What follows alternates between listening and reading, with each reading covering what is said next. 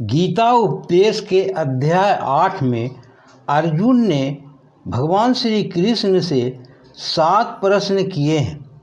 उनके ही उत्तर इस अध्याय में है। अर्जुन ने पूछा, हे पुरुषोत्तम, यह ब्रह्म क्या है? अध्यात्म क्या है? कर्म क्या है? अधिभूत किसे कहते हैं और अधिदेव कौन कहलाते हैं?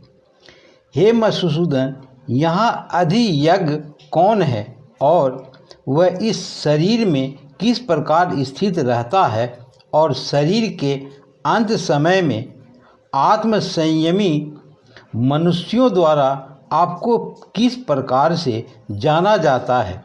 भगवान श्री कृष्ण ने कहा, जो अविनाशी है वही ब्रह्म दिव्य है और आत्मा में स्थिर भाव ही अध्यात्म कहलाता है तथा जीवों में वह भाव जो कि अच्छे या बुरे संकल्प उत्पन्न करते हैं, उन भावों का मिट जाना ही कर्म कहलाता है।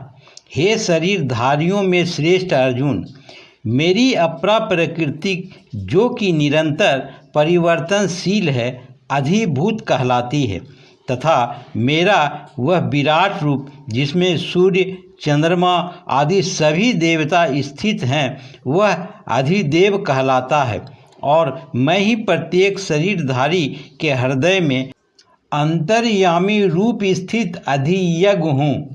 जो मनुष्य जीवन के अंत समय में मेरा ही स्मरण करता हुआ शारीरिक बंधन से मुक्त होता है वह मेरे ही भाव को अर्थात मुझको ही प्राप्त होता है, इसमें कुछ भी संदेह नहीं है। हे कुंती पुत्र, मनुष्य अंत समय में जिस जिस भाव का स्मरण करता हुआ शरीर का त्याग करता है वह उसी भाव को ही प्राप्त होता है जिस भाव का जीवन में निरंतर स्मरण किया है। इसलिए हे अर्जुन, तू हर समय मेरा ही स्मरण कर और युद्ध भी कर। मन बुद्धि से मेरे शरणागत होकर तू निश्चित रूप से मुझको ही प्राप्त होगा।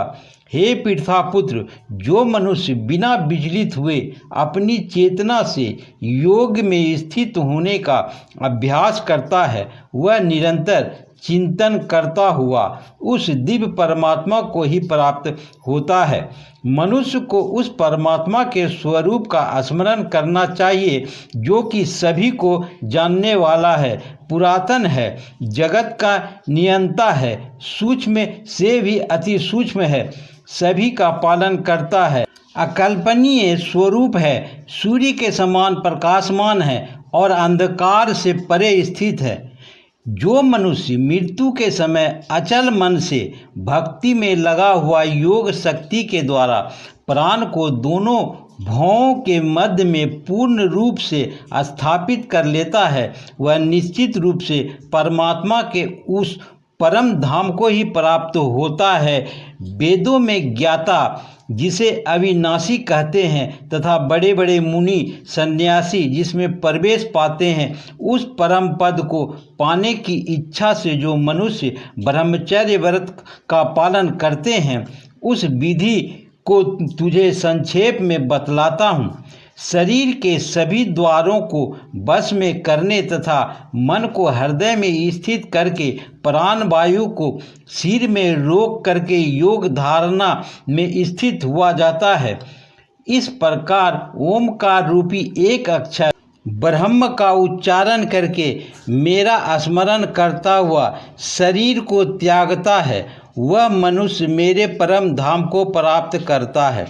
हे पृथापुत्र अर्जुन, जो मनुष्य मेरे अतिरिक्त अन्य किसी का मन में चिंतन नहीं करता है और सदैव नियमित रूप से मेरा ही स्मरण करता है उस नियमित रूप से मेरी भक्ति में स्थित भक्त के लिए मैं सरलता से प्राप्त हो जाता हूँ। मुझे प्राप्त करके उस मनुष्य का इस दुख रूपी अस्तित्व रहित क्षणभंगुर संसार में पुनर्जन्म कभी नहीं होता है, बल्कि वह महात्मा परम सिद्धि को प्राप्त करके मेरे परम धाम को प्राप्त होता है। हे अर्जुन, इस ब्रह्मांड में निम्न लोक से ब्रह्म लोक तक के सभी लोकों में सभी जीव जन्म मृत्यु को प्राप्त होते रहते हैं, किंतु कुंती पुत्र अर्जुन, मुझे प्राप्त करके मनुष्य का पुनर्जन्म कभी नहीं होता है। तो ये था अध्याय 8 के श्लोक 1 से लेकर 16 अध्याय तक का भावार्थ। आशा करता हूँ अच्छे लगे होंगे। आपने देखा, इसके लिए बहुत बहुत शुक्रिया, धन्यवाद।